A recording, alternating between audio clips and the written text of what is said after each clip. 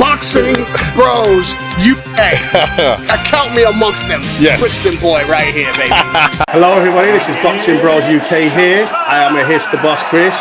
This is my co-host Andrew the Boxing Brain. Today is a retrospective of Dillian Whyte, Dillian the Villain, Dillian the Body Snatcher, Dillian the Booby Snatcher. The booby snatcher, the baby snatcher. We're doing a little bit about his career. He's been an excellent advocate for British boxing. Tough man. Let's get into it. Take it away, Andrew. Yeah, and the reason why me and Chris were talking about this, and we're sticking with the heavyweights, check out the playlist. We've got Andy Ruiz and Deontay Wilder. Deontay, the bronze bomber Wilder. And we're going to start with the heavyweights, the blue-collar division. You know, everyone likes the glam division, the heavyweights. Yeah. So feel free to leave in some comments, whoever you really want us to do.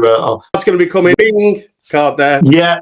And coming off the back of our local lad, and we always say that we're very proud because Moses Atoma is a Chatham boy, a Medway boy, and we don't have a great deal to be proud about in our homeland of the Medway towns, Chris Dewey, but he's one of the shining lights of the towns where we're from. And you know, he had that very unfortunate fight really with Moses Atoma. Obviously, it was a real clash of the up and coming, fast, very powerful young prospect against an Asian fighter that we thought would give him rounds and looked like he was a little bit over the hill. And it seemed like a good time, Chris, to do a retrospective because he has been a borderline world-class heavyweight. I don't know if you disagree. I would say he was almost world level, not quite. You know, heart and the balls were there, the size of grapefruits, but never quite, I don't think.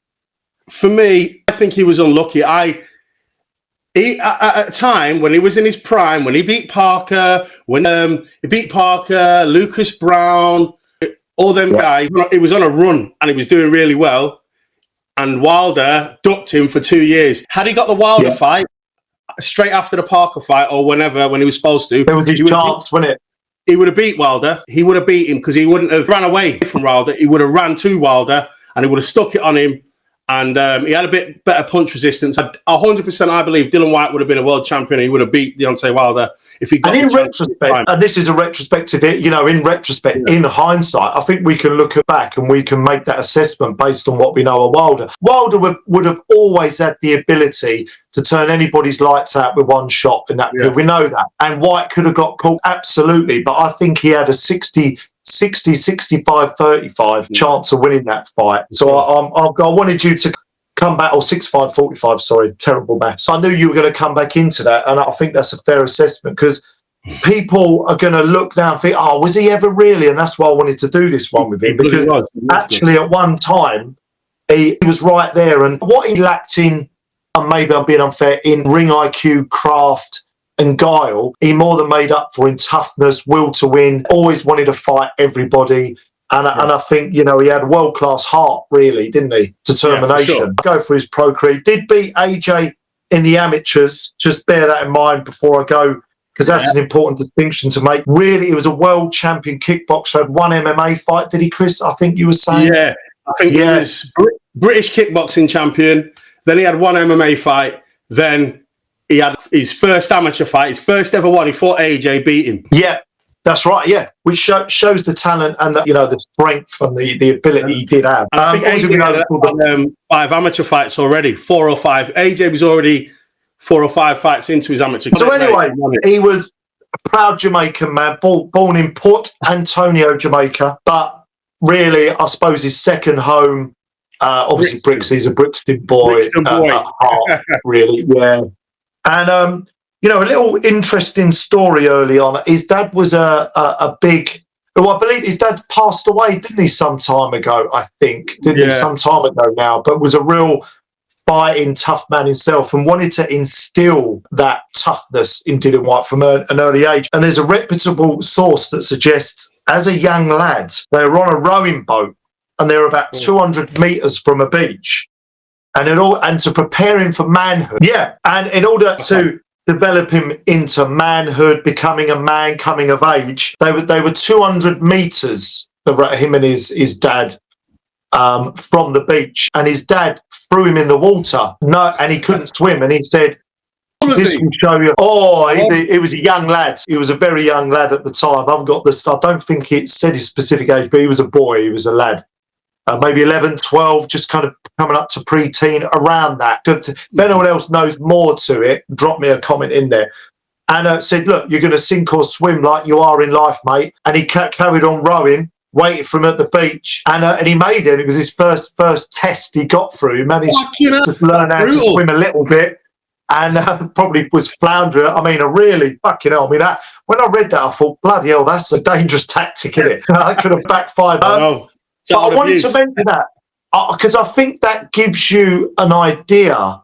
Because when I think of Dillian Whyte, and I know Chris, you know quite a bit about his backstory. When I think of Dillian Whyte, I think, Chisora are very similar. I think of a real fighting man, fighting spirit, ducks nobody, great heart, great grit, survivor, had a child really young at 13, one of the youngest dads in Britain, I think he was, if not the youngest. I think he still is. I mean, just crazy. If you look into his life, quite crazy. But anyway, I don't want to make it all about that. So going into his early career, he actually went into boxing, turned pro into professional boxing about 2011-ish, purely because of the lucrativeness and the money. AJ coming through, was put in boxing, had a massive Olympic pedigree, didn't he? And boxing was really coming through a resurgence after, no disrespect, but the Klitschko brothers stunk the place out for about, well, not so much for Tully, but Vladimir in particular. It's just funny you should say that, because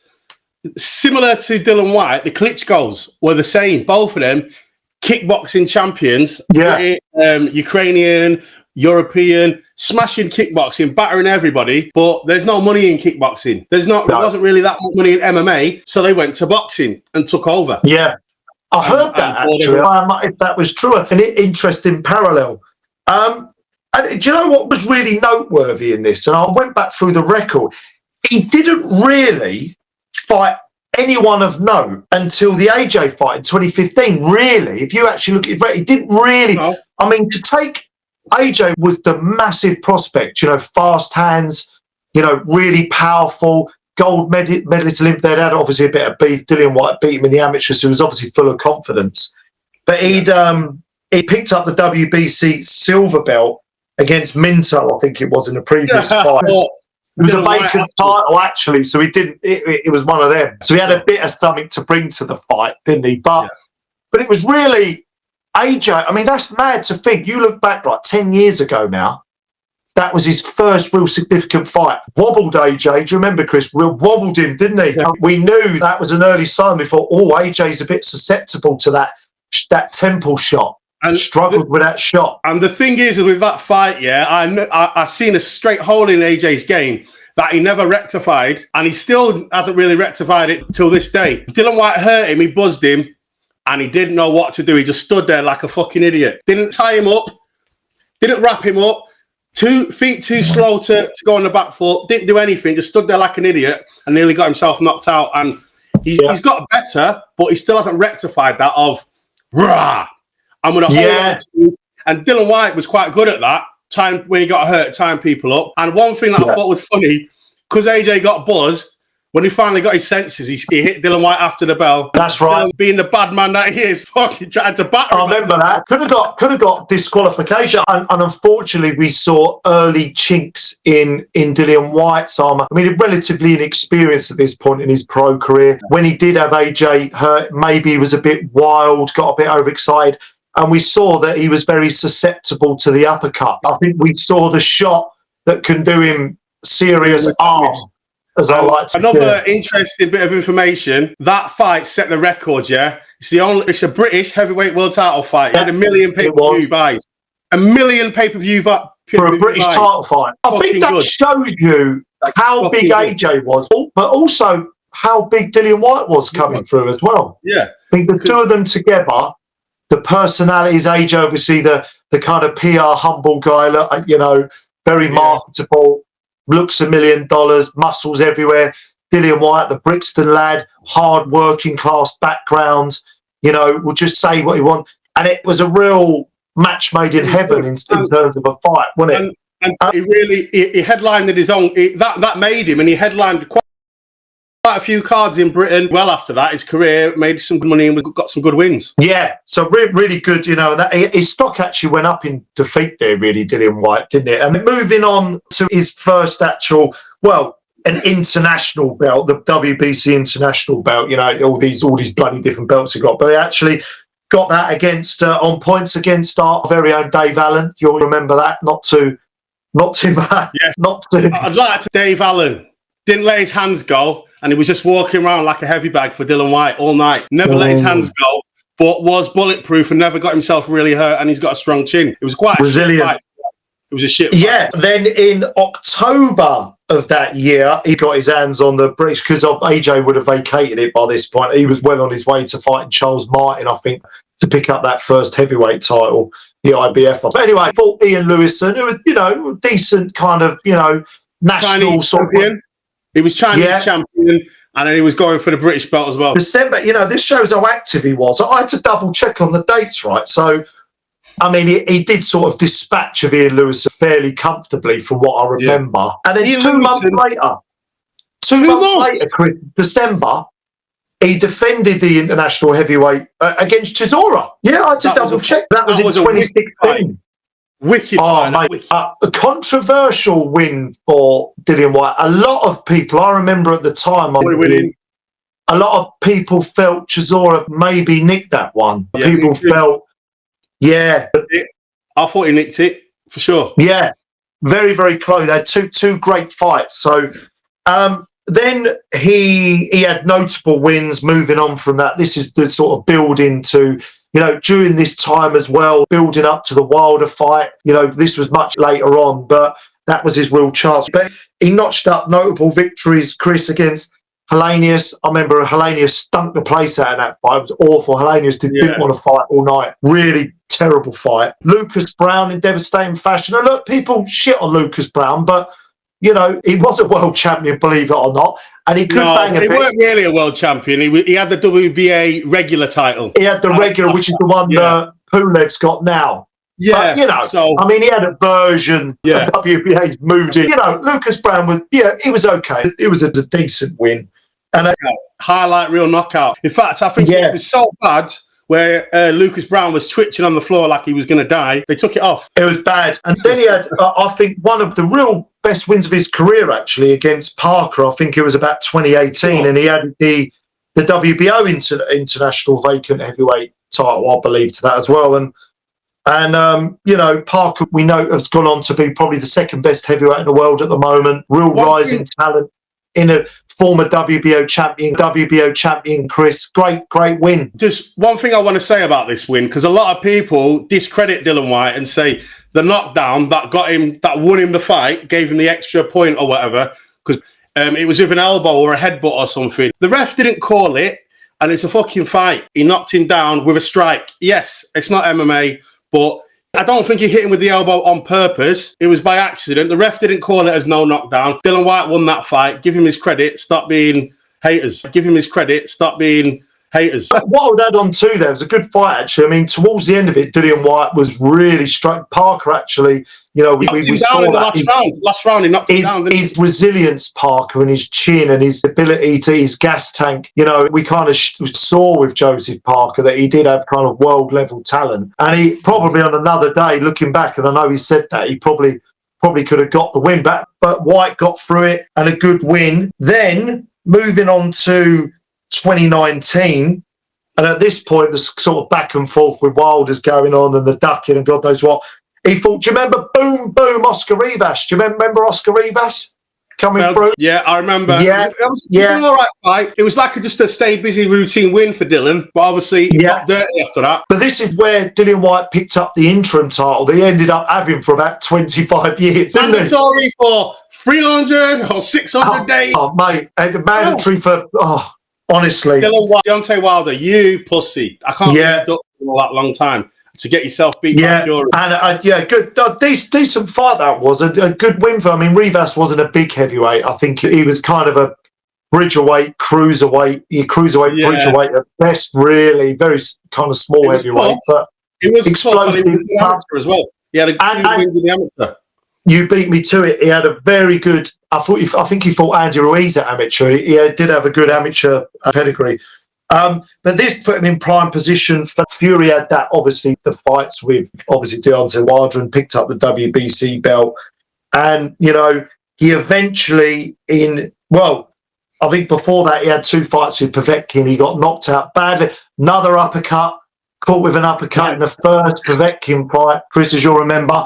Avenged that lot. I mean, he was winning comfortably in that first fight as well, and got caught with Povetkin. This is another thing I'd like to say to boxers. Obviously, we're not caught, but it's another example of like what happened to Hooney. I'm beating this guy so good that you get greedy. You switch off for a minute because you're winning so good and just do what you want. And when you do that, if you do that with an old veteran or someone who knows, they'll switch you off.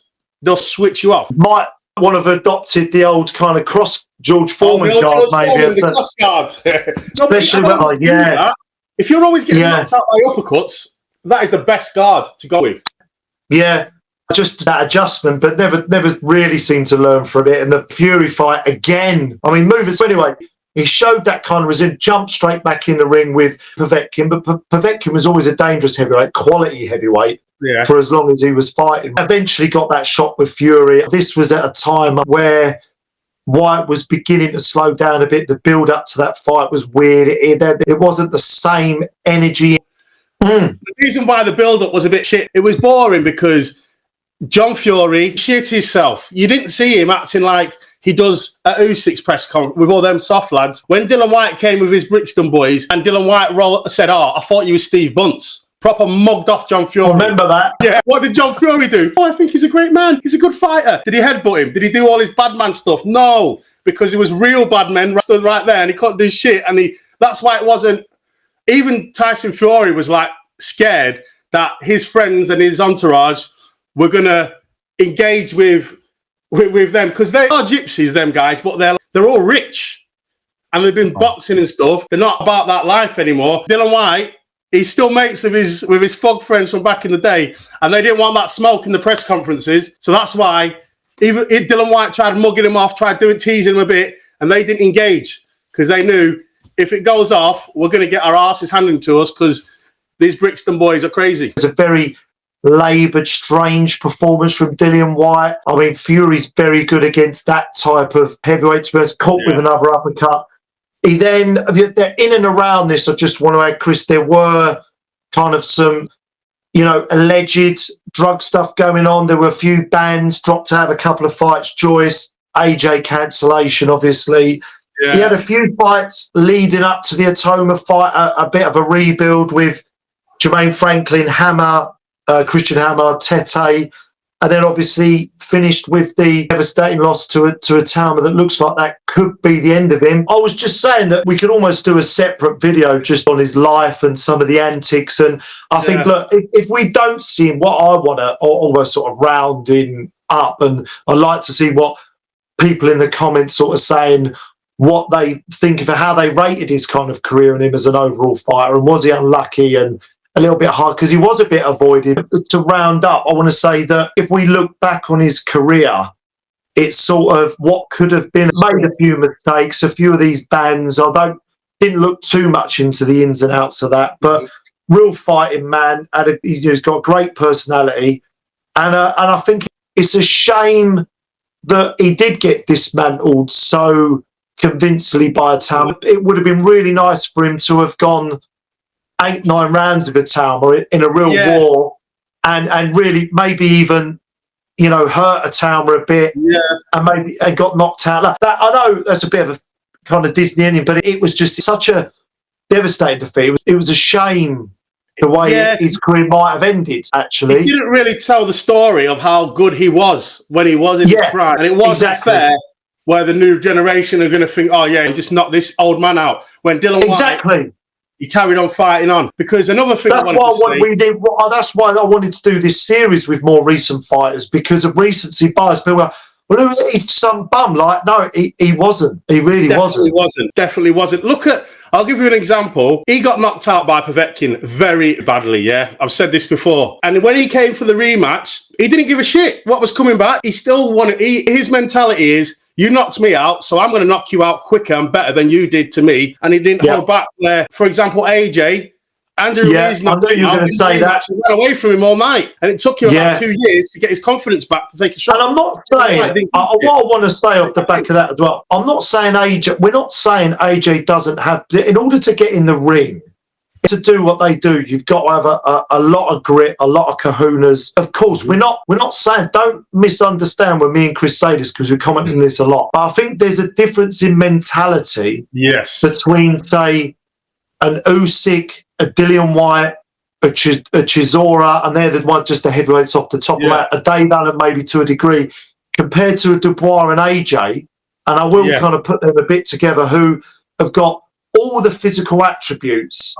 And they have been very good heavyweights, both been world champions. AJ, two-time world champion, unified champion. Great, I'm not disputing any of that. But when they have faced adversity, and you tell a lot by people in their defeats in life, you know, we all go through defeats in different ways, right? How you respond to it, you know, because what a lot of people do is they react. We call that in psychology, we call it respond, don't react. When you react, it's emotional. You're reacting in the moment. But responding is, how do I need to respond? What do I need to do? And I think that's the difference, isn't it, sometimes? And I don't even think Dillian Whyte thinks like that. Like, oh, how do I just think he's just so tough. Yeah, and he's so... you've hit me. Stuff. Yeah, you've hit me. You've knocked me out, so I need to knock you out worse than you knocked me out kind of mentality. And and he's not scared to try and get knocked out himself again. That's why we love Dillian, and that's why he deserves his respect and his flowers for being a standout heavyweight from 2000 and his career. Yeah, correct me if I'm wrong, Chris, but I just as a thought come in, if Dillian Whyte had the kind of athleticism that AJ had, a little bit of the kind of the attributes that AJ had with that mentality, tell you what. He could have gone far. He could have gone, because sometimes you need that mentality. Bite down on your gum shield and fucking swing it out with anyone. Sometimes you've got the physical advantages that get you, and sometimes it's, you know, and I just, and he did have physical advantages as well. He had a great reach. He was very strong. He was, don't correct me, we have people going on TikTok. They'll always do this on TikTok, saying, oh, we didn't mention that character trait and that. And it's like, no, he did have very good qualities. You know, he had a great left hook. I'm just going to do this now before I get called out. Great left hook. So he had a great heart. You know, he was a warrior. He did have some skills. He was quite wildly. He was good at old manning people in there. He was good at tying people up. Yeah. For sure. Share the vid, like and subscribe. Like and subscribe, guys. Like and subscribe. Thanks for listening. See you on the next one. Lovely.